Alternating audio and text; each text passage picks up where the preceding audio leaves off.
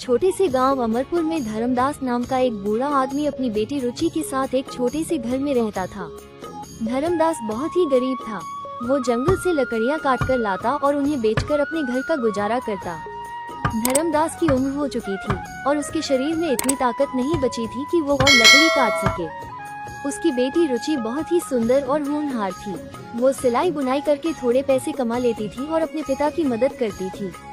एक दिन धर्मदास जंगल में लकड़ी काटने जा रहा था। तभी रुचि ने कहा, पिताजी, मैंने आपसे कितनी बार कहा है कि अब आपको आराम करना चाहिए। आपका शरीर और मेहनत नहीं कर सकता।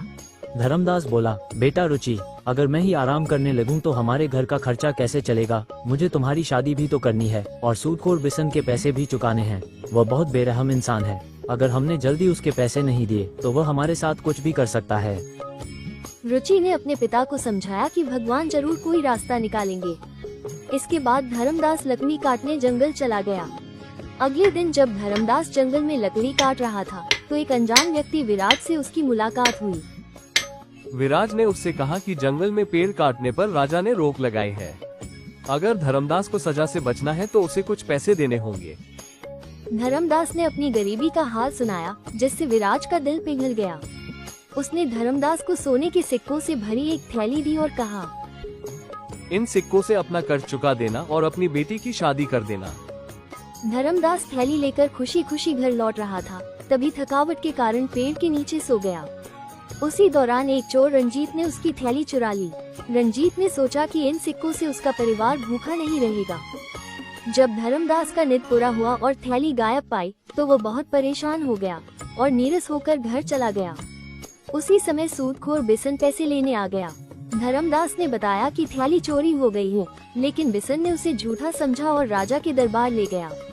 राजा चंद्रभान ने बिशन की बात सुनी और धर्मदास को एक दिन का समय दिया कर्ज चुकाने के लिए। राजा ने कहा, अगर तुम कर्ज नहीं चुका पाए तो तुम्हें और तुम्हारी बेटी को बिशन की गुलामी करनी होगी। धर्मदास दुखी होकर घर लौटा। अगले दिन रंजीत की पत्नी मंजरी ने उसे समझाया कि चोरी के सिक्कों से घर का गुजारा करना गलत है। रंजीत ने अपनी गलती मानी और धर्मदास को खोजने निकल पड़ा। रंजीत ने धर्मदास को सिक्कों की थैली लौटाई और माफी मांगी। धर्मदास ने उसे माफ कर दिया। उसने थैली लेकर बिशन का कर्ज चुका दिया। इसके बाद बचे हुए सिक्कों से उसने अपनी बेटी की शादी के लिए सोचा। धर्मदास को एक बड़ा बोझ हटने का एहसास होता है। वो अपनी बेटी लाली को देखकर मुस्कुराते हुए कहता है, बेटा, मैंने कहा था न कि भगवान हमारी मदद जरूर करेगा। अब हमारे दुख के दिन खत्म हो गए हैं। लाली भी खुशी से झूम उठती है।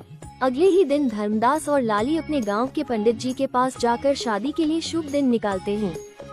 पंडित जी कहते हैं, एक सप्ताह बाद का दिन बहुत शुभ है। इसी दिन आप अपनी बेटी की शादी कर सकते हैं। शादी की तैयारियां शुरू हो जाती हैं। गांव के सभी लोग इस खुशी में उनका साथ देने के लिए आगे आते हैं। जो लोग कभी उनकी मदद नहीं कर पाए थे, वे भी इस खुशी के मौके पर उनका साथ देने के लिए तैयार हो जाते हैं। आखिरकार वो शुभ दिन आता है जब लाली का विवाह बड़ी धूमधाम से संपन्न होता है। धर्मदास की आंखों में खुशी के आंसू छलक पड़ते हैं। वो अपनी बेटी को विदा करते समय कहता है, बेटा, आज मैं बहुत खुश हूँ। भगवान ने हमारी हर मुश्किल को आसान कर दिया। तुम हमेशा खुश रहो। शादी के बाद धर्मदास अपने घर में अकेला रह जाता है, लेकिन वो अब संतोष और खुशी के साथ अपनी जिंदगी बिताने का फैसला करता है। वो गांव के बच्चों को अपनी कहानियां सुनाता है और उन्हें मेहनत और ईमानदारी का महत्व समझाता है। इस तरह एक नेक दिल व्यक्ति के साहस और एक चोर की गलती सुधारने की वजह से धर्मदास और लाली की जिंदगी में खुशियां लौट आती हैं। ये कहानी हमें ये सिखाती है कि कठिनाइयों में भी ईमानदारी और मेहनत का रास्ता अपनाना चाहिए।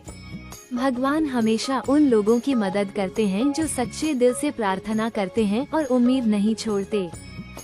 अगर आप सारे लोग इसी तरह का वीडियो देखना चाहते हैं तो मेरा चैनल को सब्सक्राइब और शेयर करना ना भूलें।